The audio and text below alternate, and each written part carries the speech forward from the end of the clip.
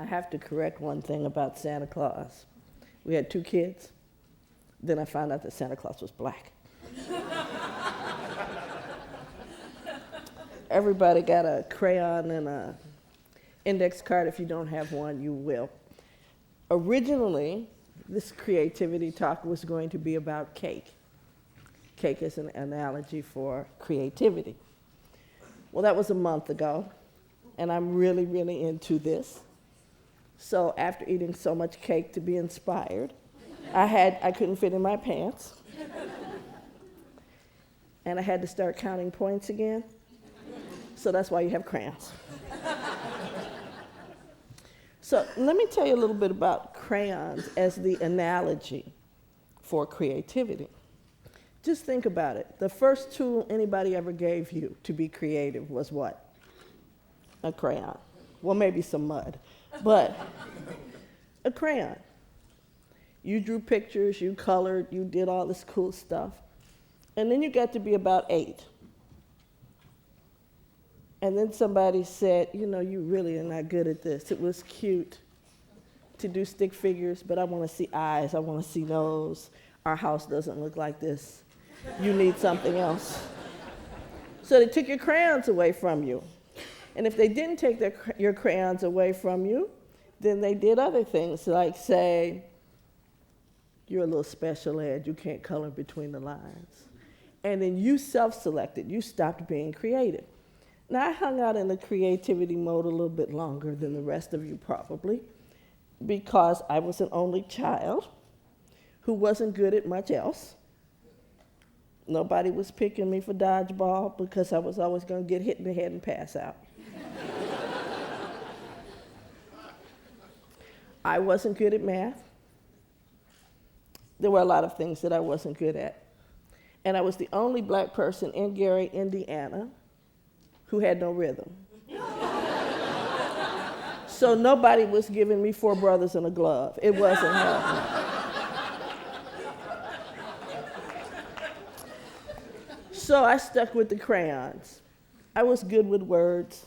I was good with shapes and thinking about things. And I was a good liar. You know, and so your parents don't really want to say she's a hell of a liar. So she's a really good storyteller. So that stuck with me. And so you have crayons to think about creativity because I use crayons to think about creativity. And because if you see me on A&E as the crayon hoarder, you all have crayons out of my own personal stash. I used to have 120, that's like the holy grail of crayons. Oh, but check this out. I found this week. This is 150. Now let's think about this for a second. If you don't get any more invitations to be creative, to create, what do? You get comfortable. What is the theme for this year? Don't get too comfortable. So, when was the last time you got invited to be creative? A brainstorming session. Come into the brainstorming session. It could be about community. It could be about health. It could be about food. It could be between you and your spouse about where you're going to put the couch. And the rules are, you have to talk nice. You can't be rude. And there are no bad ideas. Okay, that's a lie too. Because as soon as you start talking, they tell you what's wrong with your idea. Your idea sucks. But keep bringing them. So you sit there and you go, my job is on the line. I don't need to say anything crazy. My marriage is on the line. I need to not say anything crazy. So you stop being creative. You hold it in and you watch everybody else be creative. You see people that do pictures and you go, oh, I wish I could be creative. You hear people sing, like we heard Tia sing. I wish I could be that creative. Or then if you're really catty, you say, I could have did that. I'm really creative. We are not creative because we hate 2 things. These are the buzz killers: risk and failure. We don't want to risk looking crazy, and we don't want to fail. But what would happen if you just got out on the limb for whatever you cared about and said there is no risk and there is no failure, there's a problem and I want to solve it. For me, it's the blank piece of paper. That's what I do war with every day, putting words on the paper. Sometimes the words are good. Sometimes I'm like, that's not me. I didn't do that. But for you, we all have things that we would like to solve. You know, I'm not that deep. Mine is not world peace, but I would be really happy if you solved it. For me, mine are little. You have other things. You have things in your neighborhood. Maybe it's food access. Whatever it is, try, jump out on the ledge, take a risk. Let's talk about failure and being scared. Our kids are fearless, right? And if you don't believe this, get a new computer. The kid will come in with peanut butter and jelly sandwich and milk and sit it right down on top of your new MacBook Pro. They don't care. And you're like, oh no, don't, you're gonna give me the blue screen of death, you're gonna do all these things to me. And the kid is fearless. What do you want to do? Well, I want to do so-and-so, but I'm afraid for you to touch it.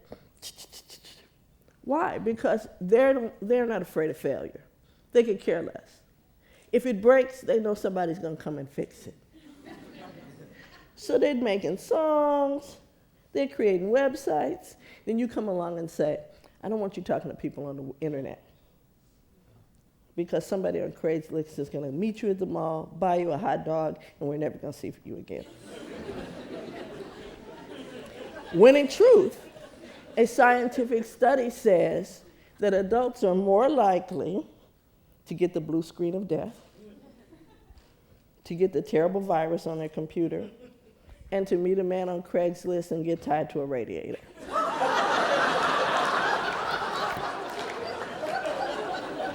Don't ask me to source that, university people. I just made it up. So what do? Where are we going with this? Anybody can be creative. Anybody already is.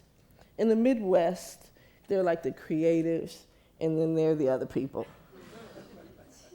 And the other people don't like the creatives. And they say, see, she's a creative. You can just sort of tell we put them in boxes. I dare say that the creatives and the innovators are the same people. So you got your Stephen Jobs, you got your Oprah Winfrey's, you got all of these people who are not afraid to take risks. And my favorite one, who is Sara Blakely. You know who that is? She created Spanx. We love her. She created something that I need. There's the guy who created beer. There's the guy who created the Jumbotron big screen TV in your living room. And then there's the guy that created the instant replay. We love them, right? They probably didn't think of themselves as being creatives. So you can be that person with whatever you want to do. So now let's do this. You got your little index card? You got your crayon? I want you to take your crayon and think of one thing that you are passionate about wanting to see fixed, you want to see happen. You might not like your thighs either. Whatever that is, write that down on the paper. And then I want you to think for just a second about if there were no risk, if there was no failure, what would you do to fix this problem? Write that down. And then that is your invitation to be creative. Go out and do something. Thank you.